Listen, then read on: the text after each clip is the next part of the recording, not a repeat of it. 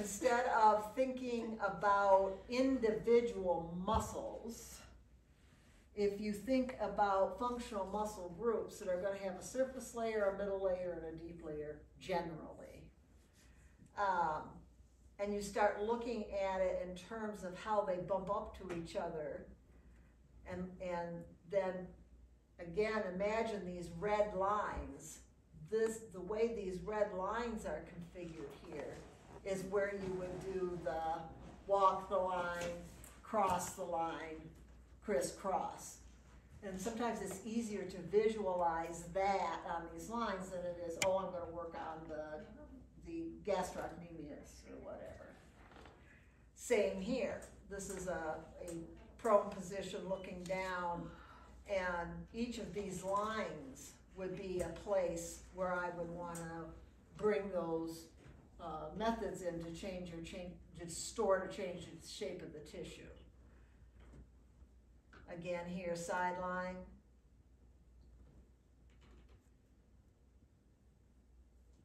Again, the lines, don't think muscle or anything else, just look at the lines, and the line, I want to change the shape of that red line.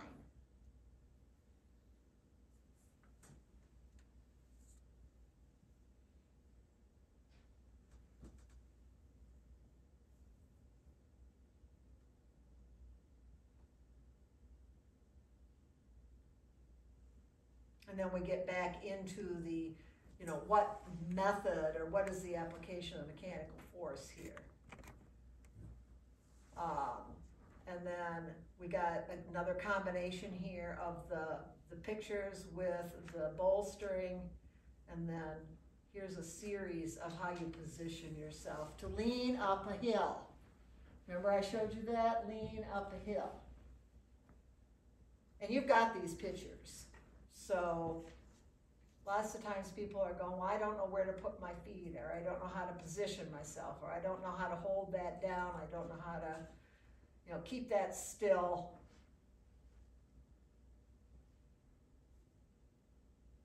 And then here's sideline again. So these pictures you're able to take home with you, obviously, and you're able to dissect that there and go, okay, all right, maybe the reason why I was struggling is that I wasn't positioned in the right place to get the best thing done here. And then it just keeps going through here. Ah! Ta-da! So in the actual application of massage, think those red lines. Then you want to start to pay attention to what structures are in those red lines. And it's going to be 3 to 4 layers of muscle. There's going to be a nerve tract. There's going to be blood vessels. There are going to be all these things in it. But if our main focus is to change the shape of the structure in as many directions as possible, this makes more sense, at least when you're trying to learn something. So what we want to do is break up in groups. You're really going to just mess around the rest of the day. All right. So how to massage the back and sideline. So the zipper is the spine right here. You're going to want to make sure that they're really stable this way with the bolstering. And you're going to want a pillow here in the front, so that they, under the arm, so that they feel like they're squared up on the table. Here is the trick. If you do this, all right, if you come in like this, they roll like that, right, Ilian? All right, this is the trick. All right, I'm gonna place my arm like this, and I want you to push back against me a little bit. Then they don't roll. So lay on the table. We forget we can engage our client Yeah. to do things. Well, and in specific cases, yeah. You okay with being filmed there? Ilya? So yeah, go ahead. So I'm not going to bolster her. I'm just going to show you. So if I've got her this way and I'm doing this, you see how she's doing that? And I'm gonna say, okay, we wanna get right in there, so I'm gonna apply the pressure. You push back at me a little bit, that's all it takes.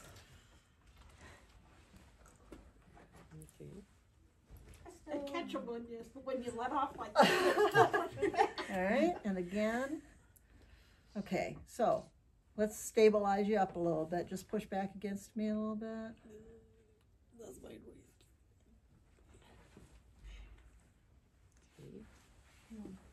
And you can also use but same thing. It's a fist. Yeah. But I want my sacrum. I mean, I'm talking like my client. Oh. If you're willing to flip over for me. Flip over. To illustrate that component. So, just because I have it all angled up all nice. Here we go, under the head. There we go. The bolster's not the worst for under the head. It was, yeah. It was high enough for me anyway. So, one thing with the soft fist, although you can't see it too perfectly, is if she rolls forward for me a little bit. So you roll a little bit forward. That's where having the thing to hug is really helpful. The longer you spend in sideline, the more you would also want something here. And it also helps with the draping. Yeah. That's when you get squish model. Yeah, you get, yep. Penguin or whatever. Now, I will have started out the new group. The group that's further along, I learned some lessons from teaching you guys. So, the thoracic region, inside line, it can be interesting figuring out how to apply pressure here.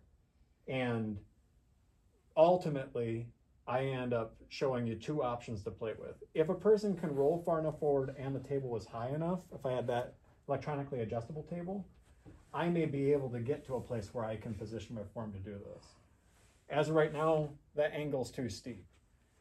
And if I don't use too much lotion, there can be a way where I could go downhill using a soft fist. I'm going to be working on the other side of her spine using a soft fist, and but the excursion is only going to be maybe an inch or two.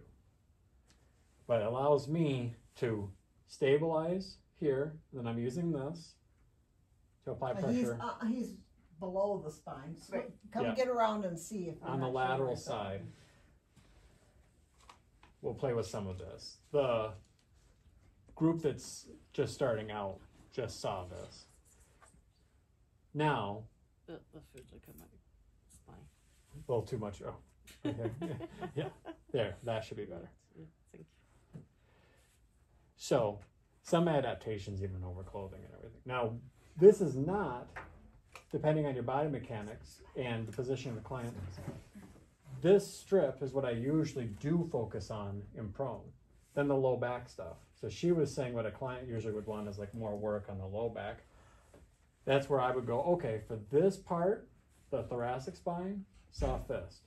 For the lumbar spine, I'm actually going to go to the other side. I'm going to work on the top and use the forearm. Because now the ribs and stuff aren't in my way. And then I can just adapt.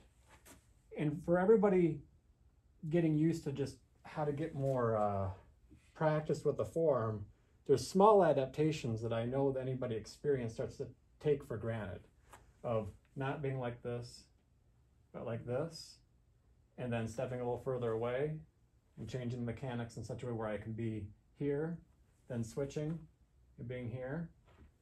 This doesn't look like a whole lot, but there's a pretty big shift happening where I'm more on the lumbar rector spinae.